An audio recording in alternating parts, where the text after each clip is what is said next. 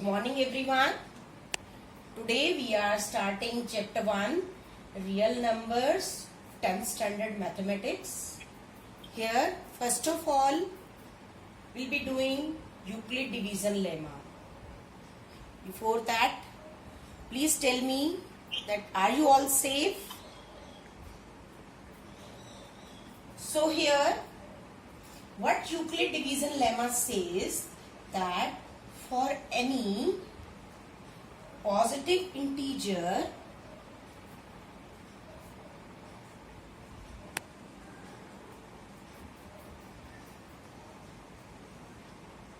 A and B, there exist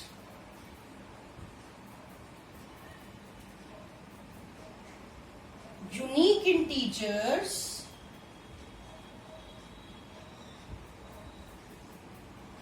Q and R satisfying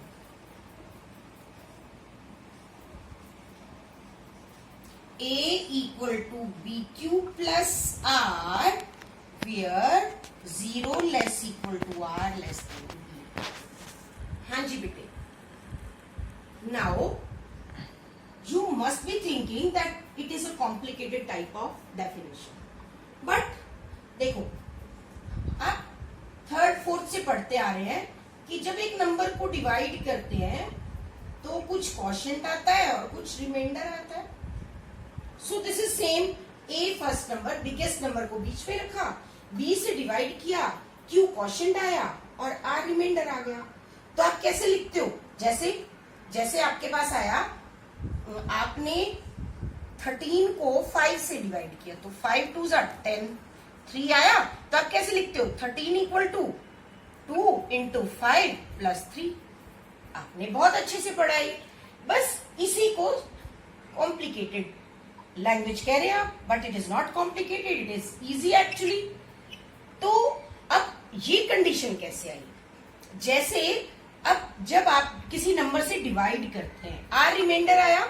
जैसे आपने 30 लिया, 30 को 6 से डिवाइड किया तो आपका 6 5 से 30 आया, रिमाइंडर कितना आया? 0.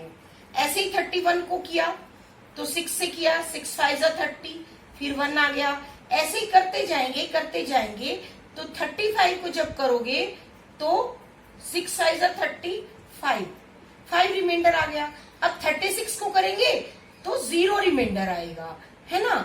तो इट मीन्स कि जब आप डिवाइड करते जा रहे हैं तो जो ये नंबर होता है इसका एक लेस आता है रिमाइंडर.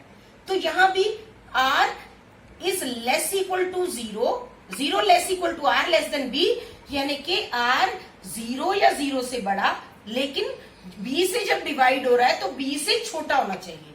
यानी कि अगर 6 से डिवाइड हो रहा है तो 6 से छोटा. 6 से छोटा कौन सा नंबर है? 5.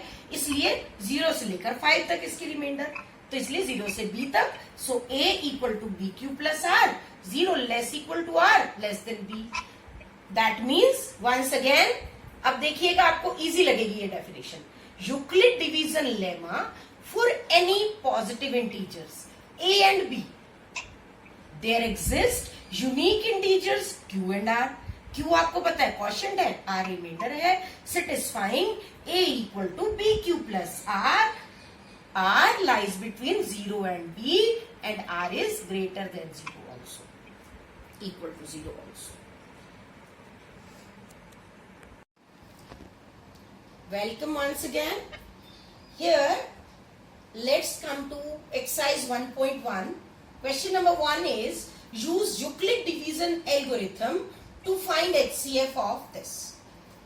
Now here, as you already know from 3rd 4th standard that how to find the HCF. बड़े नंबर को बीच में रखेंगे 867 को और बाहर डिवाइड करेंगे 255 से. अब 2 4 से 8 होता है तो ये बड़ा हो जाएगा. तो लेट अस मल्टीप्लाई बाय 3. 3 5 जा 15, 3 5 जा 15 and 1 16, 3 2 जा 6 and 1 7. अब जब हम माइनस करते हैं तो इट इज 102. अब आपने साथ साथ इधर करना है. So using Euclid division algorithm,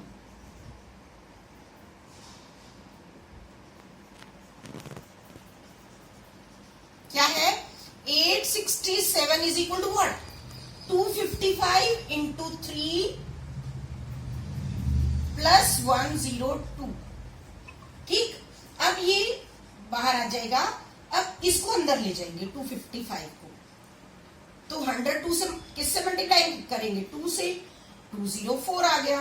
reminder कितना आया? 51. अब दोबारा इधर पहुंच जाएंगे. 255 is equal to 102 into 2 plus 51. अब फिर वही का वही, 102 बीच में, 2 जा 102 एंड रिमाइंडर. आपने तब तक डिवाइड करते रहना है जब तक कि रिमाइंडर 0 नहीं आ जाता. Here 102 is equal to 51 into 2 plus 0. Yeah, remainder is 0. So this number is your HCF by Euclid division algorithm. Thank you. हाँ जी. Question number 2 of exercise 1.1 is that show that any positive odd integer is of the form 6q plus 1, 6q plus 3 और 6q plus 5. अभी आपने क्या किया? a equal to bq plus r. अब इसको देखें, bq plus r, bq plus r, bq plus r, तो b क्या है? let b equal to 6 ले लेंगे हम. जब b 6 आ गया, किसी नंबर को 6 से जब हम डिवाइड कर रहे हैं तो पॉसिबल उसके रिमाइंडर्स क्या होंगे? 0, 1, 2, 3, 4 और 5. तो इट मीन्स कि जब 6 से डिवाइड कर रहे हैं तो a की पॉसिबल वैल्यूज क्या आ जाएंगी? 6q plus 0, 6q plus 1, 6q plus 2, 6q plus 3, 6q plus 4 and 6q plus 5. अब ये कहता है which are positive odd integers. अब हमने देखना है, हमें तो odd integer चाहिए. अब इसमें even दिख रहे हैं आपको? देखो 6q, 6q plus 2, 6q plus 4, इन सब में क्या हो रहा है? 2 कॉमन ले सकते हैं. That means they are even. ठीक है, यानी कि बाकी बचे हुए क्या हो गए? 6q plus 1, 6q plus 3, 6q plus 5. They are positive odd integers. So this was required by the question also. Wanted positive odd integers. Here 6q plus 1, 6q plus 3 and 6q plus 5 are positive odd integers. That's all. Question number 4. Use Euclid division lemma to show that square of any positive integer is either of the form 3m or 3m plus 1. What it says? Square of any positive integer.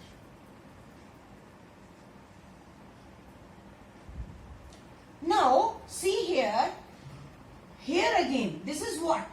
If we take a equal to bq plus r, तो b की value क्या होगी? This is 3. b equal to 3. अभी हमने किया कि अगर b 3 है, 3 से डिवाइड हो रहा है, तो r की पॉसिबल रिमाइंडर्स क्या है? 0, 1 और 2. तो a क्या हो गया? 3q plus 0, 3q plus 1 and 3q plus 2. अब क्वेश्चन कहता है square of any positive integer, तो हम क्या करेंगे? इसको स्क्वायरिंग करेंगे.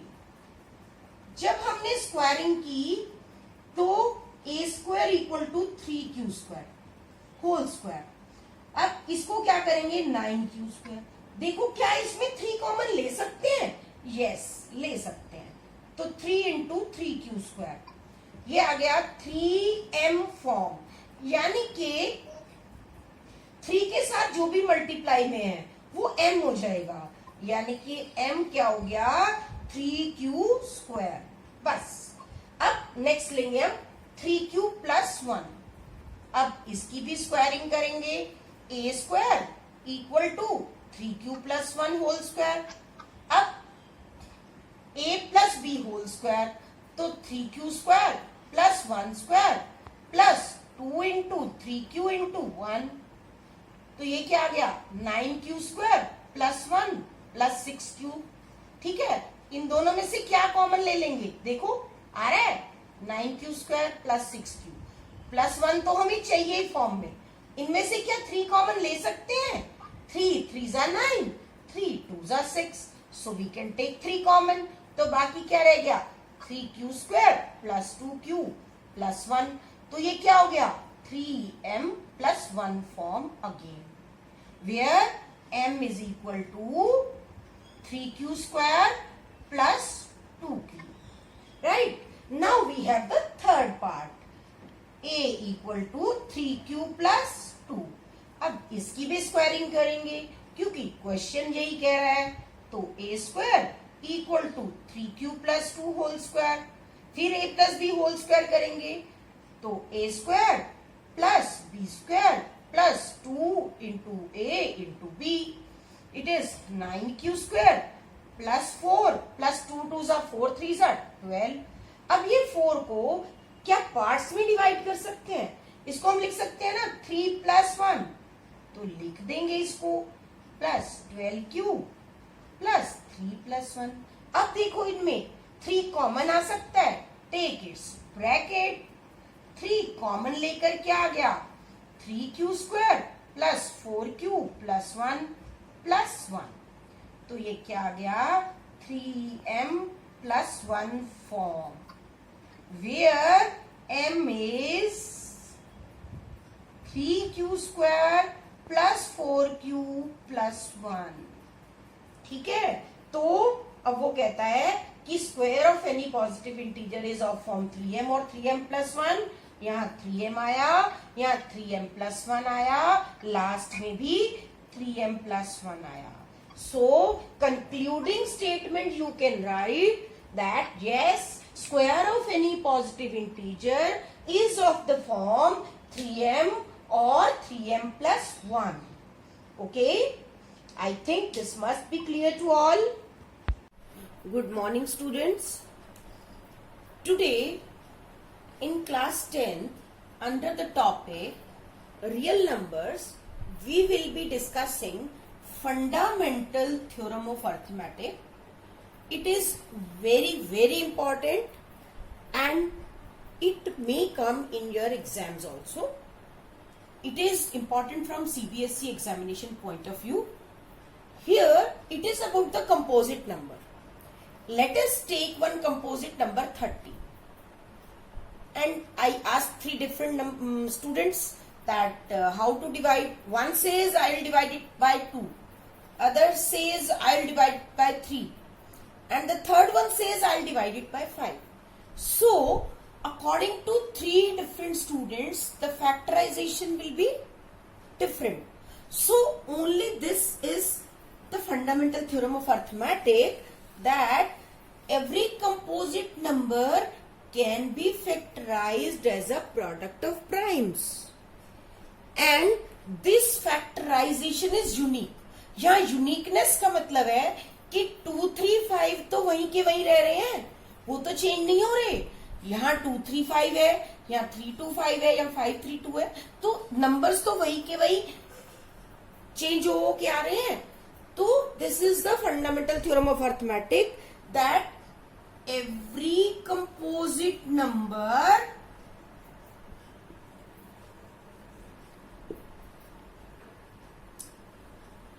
कैन बी factorized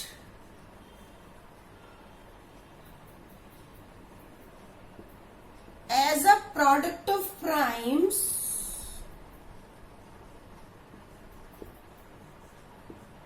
प्राइम्स है ना ये, see 2, 3, 5 are primes and this factorization is unique.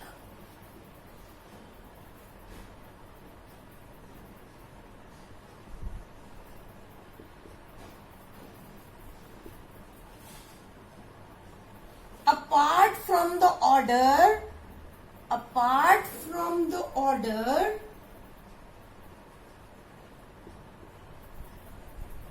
in which they occur. एक बार और समझाती हूं मैं आपको.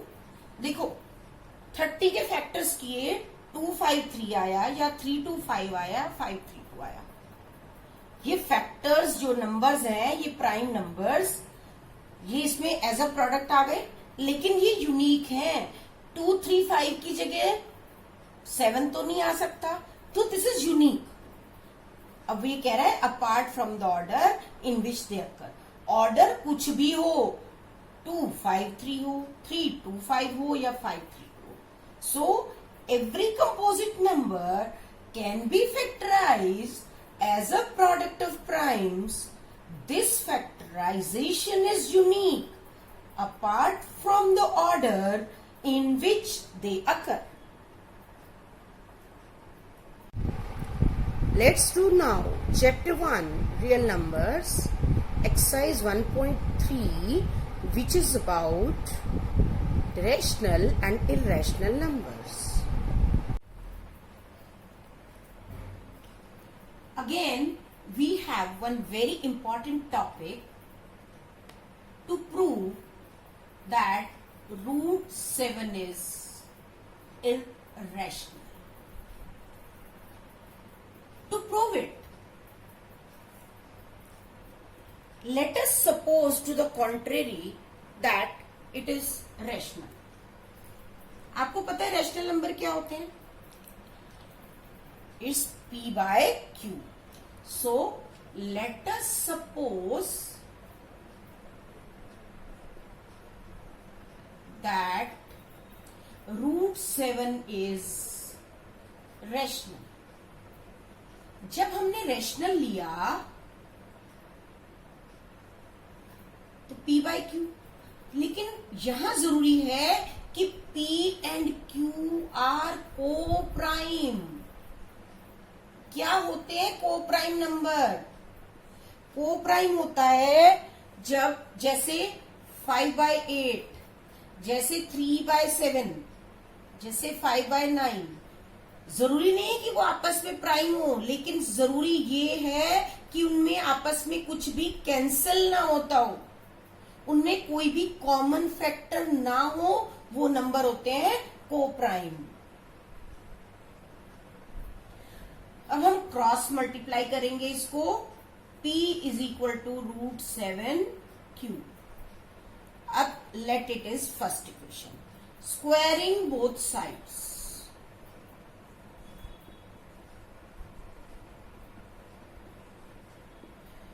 तो P whole square is equal to root 7 Q whole square.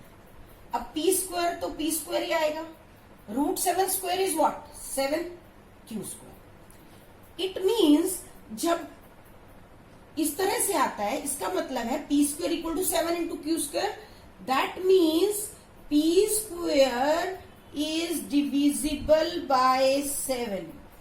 अगर P स्क्वायर डिविजिबल बाय 7 है तो P भी डिविजिबल बाय 7 है.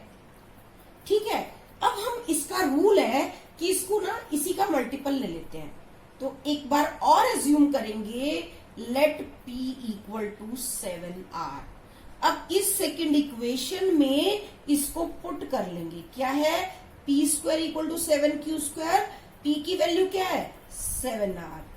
7R whole square equal to 7Q square. ये आ गया 7R होल स्क्वायर. क्या आया? 49R square is equal to 7Q square. अब 7 से इसको कैंसिल कर दिया तो 7R square equal to Q square. या इसको सीधे लिखना चाहे तो ऐसे लिख दें. इसका मतलब क्या है? जैसे ये था सेम कि Q square is divisible by 7. Therefore, Q is also divisible by 7. अब देखो P भी डिविजिबल बाय 7 है, Q भी डिविजिबल बाय 7 है.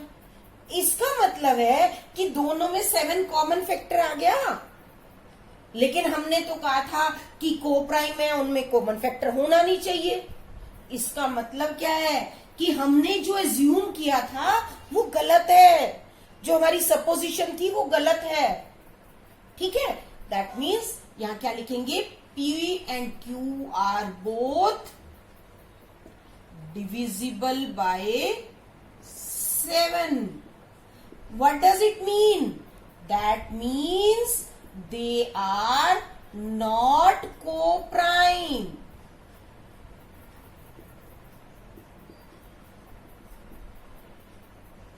अगर को प्राइम नहीं है तो हमारी सपोजिशन रॉन्ग हो गई।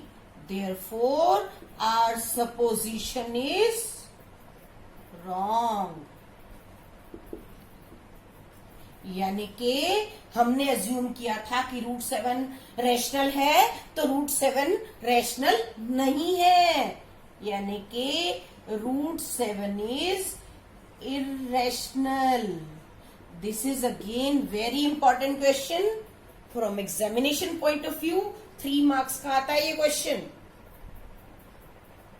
Okay, thank you.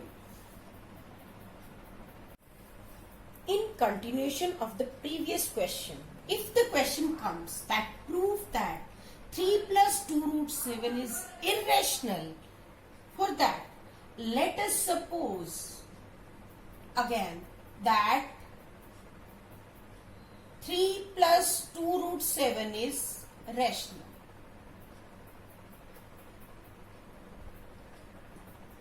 Three plus 2√7 rational मतलब P by Q.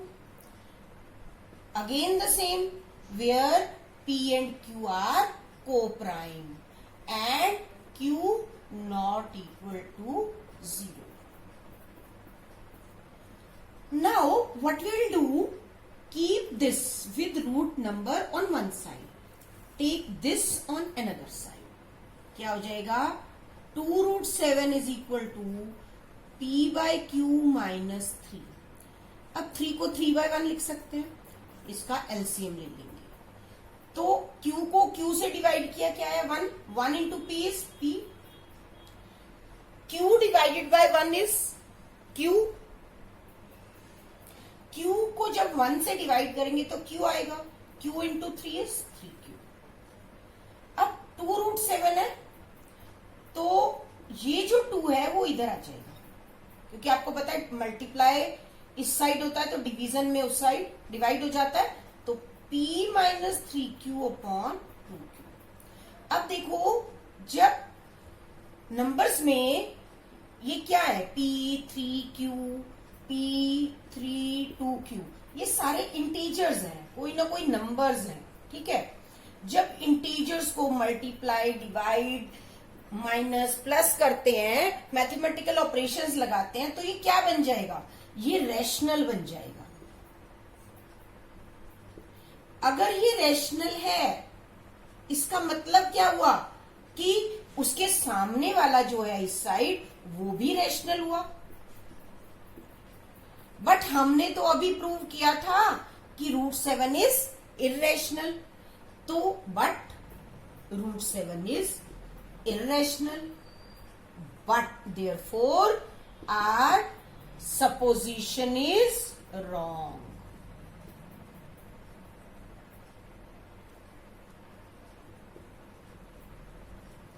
यानी कि 3 plus 2√7 is irrational. Again students, this is very very important question, mind it. Here, let's do chapter 1, exercise 1.4, which is about terminating and non-terminating decimals. Here, in exercise 1.4, we have to tell whether the number is terminating or non-terminating, and if terminates, after how many decimal places, then tell its decimal expansion too. So what will we do? First of all, we'll do its cancellation. It's 3 upon 320. Now we'll find out the factors of 320. So 2 ones are, 2 sixes are, 2 eights are, 2 fours are 8, 2 20, then 2 10 and 2 5s. So it is 1, 2, 3, 4, 5, 6 and 1. 2 raised to power 6 into 5. Or you can say 2 raised to power 6. Here we want 5 raised to power 6 too. So what we will do? We'll multiply and divide it by 5 raised to power 5 so that we can make 5 raised to power 6. So what we'll do? 3 into 5 raised to power 5 is 5 raised to power 5 is 5. 5s are 25, 5s are 125, 5s are 625, 5s are 3125. Upon it is 2 raised to power 6 into 5 raised to power 6. So here 3 into 3125 upon 2 into 5 raised to power 6. Before that, see here it's 9375 upon 10 raised to power 6, or 1, 2, 3, 4 digits are there. So we need 2 more. So this, so it's 0. So after decimal 6 digits are there. So after 6 decimal places it terminates.